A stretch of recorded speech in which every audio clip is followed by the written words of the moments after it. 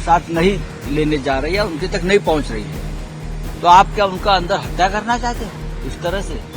अगर आपने जेल में डाला है तो एटलीस्ट उनको आप दवा तो दीजिए।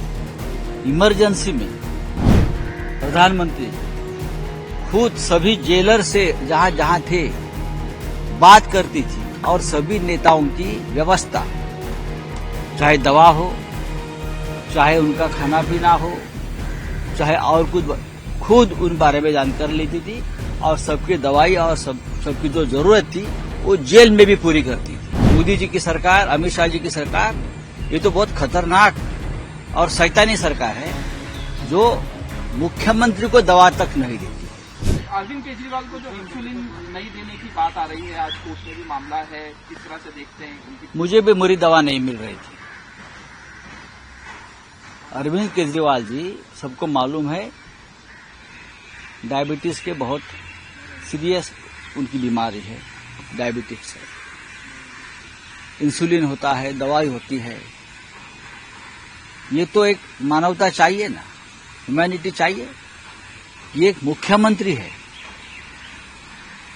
अरविंद केजरीवाल जी एक मुख्यमंत्री है, पूरा बहुमत उनके पास है विधानसभा में, एक सामाजिक कार्यकर्ता है। लेकिन आप उनको उनकी दवा उनके साथ नहीं लेने जा रही है, उनके तक नहीं पहुंच रही है।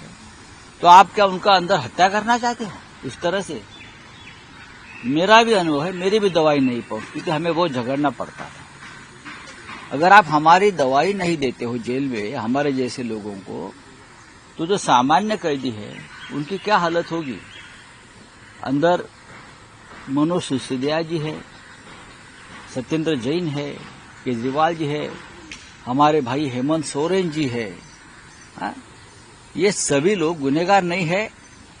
आपकी राजनीतिक जो बदले की भावना है उनके वजह से आपने उनको जेल में डाला है। अगर आपने जेल में डाला है तो एटलीस्ट उनको आप दवा तो दीजिए। इमरजेंसी में,